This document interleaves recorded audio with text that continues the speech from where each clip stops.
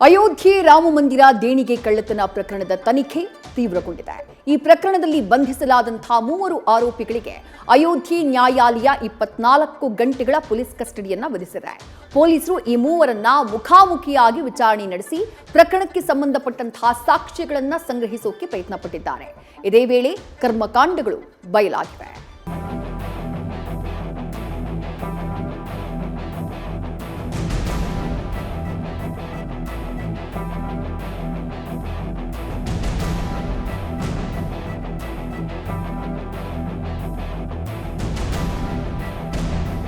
ಕೋಟ್ಯಾಂತರ ಭಕ್ತರ ಆರಾಧ್ಯ ದೈವ, ಯುಗ ಯುಗಗಳ ಕನಸಿನ ಸಾಕಾರ ರೂಪ ಅಯೋಧ್ಯೆಯ ಭವ್ಯ ರಾಮ ಮಂದಿರದಲ್ಲಿನ ಧರ್ಮ ದ್ರೋಹವು ಸ್ವತಃ ಆ ದೇವನೇ ಕ್ಷಮಿಸಲಾರ. ಮುಂ ಮೇಲೆ ರಾಮ್ ರಾಮ್, ಬಗಲ್ ಮೇ ಚೋರಿಯಂತೆ. ಹಾಗೆ ಬಾಯಲ್ಲಿ ರಾಮ್ ರಾಮ್ ಹೇಳ್ತಾ ಹೇಳ್ತಾ ಅದೇ ರಾಮನ ಹಣವನ್ನೇ ಚೋರಿ ಮಾಡಿದ್ದಾರೆ. ಭಕ್ತರು ಅರ್ಪಿಸಿದ ಕಾಣಿಕೆ ಖದೀಮರ ಪಾಲಾಗಿದೆ. ಈ ವಿಶ್ವಾಸಘಾತಕರಿಗೆ ಎಸ್ಐಟಿ ಬೆಂಡೆತ್ತಿದೆ. ನಿತ್ಯವೂ ಕರ್ಮಕಾಂಡವನ್ನ ಬಯಲು ಮಾಡ್ತಿದೆ.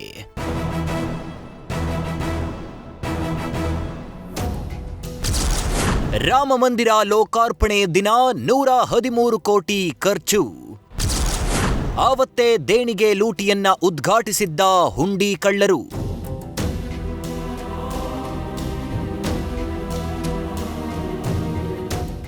ಅಯೋಧ್ಯೆ ಹುಂಡಿ ಹಣ ಕಳವು ಈಗಿನಿಂದಲ್ಲ, ಮಂದಿರ ಲೋಕಾರ್ಪಣೆ ಕಾರ್ಯಕ್ರಮದಿಂದಲೇ ಉದ್ಘಾಟನೆಯಾಗಿದೆ. ಭಾರಿ ಪ್ರಮಾಣದಲ್ಲಿ ಹಣ ಲಪಟಾಯಿಸಿರುವುದು ತನಿಖೆಯಲ್ಲಿ ಬೆಳಕಿಗೆ ಬರ್ತಿದೆ. ಅಯೋಧ್ಯೆಯಲ್ಲಿ ರಾಮ ಮಂದಿರ ಉದ್ಘಾಟನೆ ದಿನದ ಖರ್ಚು 113 ಕೋಟಿ ರೂಪಾಯಿ ಅಂತ ಲೆಕ್ಕ ತೋರಿಸಲಾಗಿದ್ದು, ರಾಮ ಭಕ್ತರನ್ನೇ ಆಘಾತಕ್ಕೆ ತಳ್ಳಿದ್ದಾರೆ.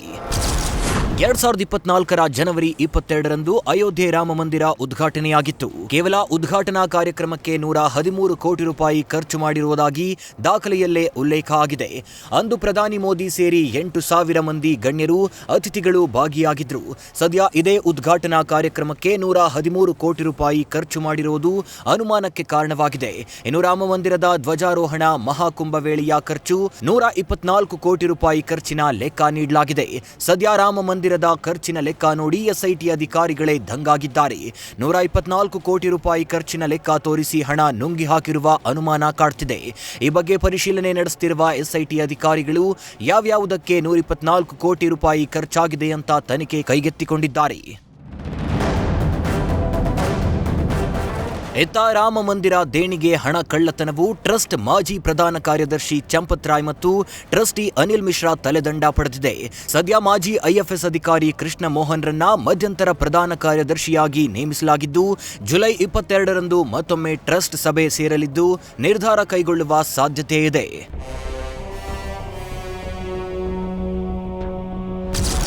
ಲವರ್ಗೆ ಕಾಸ್ಟ್ಲಿ ಐಫೋನ್ ಕೊಡಿಸಿದ ಹುಂಡಿ ಕಳ್ಳ. ತನಿಖೆಯಲ್ಲಿ ತಪ್ಪೊಪ್ಪಿದ ಆರೋಪಿ ಅವಿನಾಶ್ ಶುಕ್ಲಾ. ಅಂದಹಾಗೆ ಇವನ ಹೆಸರು ಅವಿನಾಶ್ ಶುಕ್ಲಾ. ರಾಮ ಮಂದಿರದಲ್ಲಿ ವಾಟರ್ ಬಾಟಲ್ ಮಾರ್ತಿದ್ದ ಗಿರಾಕಿ. ಬಳಿಕ ಹುಂಡಿ ಹಣದ ಎಣಿಕೆ ಟೀಮ್ ಸೇರಿದ್ದ ಈ ಶೋಕಿಲಾಲಾ ಶುಕ್ಲಾ ರಾಮನಿಗೆ ಧೋಕಾ ಮಾಡಿದ್ದ. ಕದ್ದ ಹುಂಡಿ ಹಣದಲ್ಲಿ ಲವರ್ಗೆ ಐಫೋನ್ ಕೊಡಿಸಿದ್ದ. ಅಲ್ಲದೆ ಸ್ನೇಹಿತರು ಸಹೋದರನಿಗೂ ಹಣದಲ್ಲಿ ತೇಲಿಸಿದ್ದ. ಹೀಗೆ ಸುಮಾರು 19 ಲಕ್ಷ ರೂಪಾಯಿ ಹಣ ಖರ್ಚು ಮಾಡಿದ್ದಾಗಿ ಹೇಳಿದ್ದಾನೆ. ಎಸ್ಐಟಿ ಎದುರು ಅವಿನಾಶ್ ಶುಕ್ಲಾನಿಂದ ತಪ್ಪೊಪ್ಪಿಗೆ ಹೇಳಿಕೆ ಪಡೆಯಲಾಗಿದೆ. ಒಟ್ಟಾರೆ ದೇಶಾದ್ಯಂತ ಇರುವ ರಾಮ ಭಕ್ತರ ಆಕ್ರೋಶ ಮುಗಿಲು ಮುಟ್ಟಿದೆ. ಬಿಸಿಲು ಮಳೆ ಎನ್ನದೆ ಗಂಟೆಗಟ್ಟಲೆ ಕ್ಯೂ ನಿಂತು ತಮ್ಮ ಕೈಲಾದ ಹಣವನ್ನ ಹುಂಡಿಗೆ ಹಾಕಿದ ಭಕ್ತರು ಈ ಬೆಳವಣಿಗೆಯಿಂದ ಆಘಾತಕ್ಕೀಡಾಗಿದ್ದಾರೆ. ಮಂದಿರದ ಪಾವಿತ್ರ್ಯತೆಗೆ ಕಳಂಕ ತಂದಿದ್ದಾರೆ. ಭಕ್ತರ ಈ ನಂಬಿಕೆಗೆ ದ್ರೋಹ ಎಸಗಿದ ಕಿರಾತಕರನ್ನ ತಕ್ಕ ಶಿಕ್ಷೆ ನೀಡಬೇಕು ಅನ್ನೋ ಆಗ್ರಹ ಕೇಳಿಸುತ್ತಿದೆ. News first bureau. News first ನಿರ್ಭೀತಿಯಿಂದ ನಿಮ್ಮ ಪರವಾಗಿ.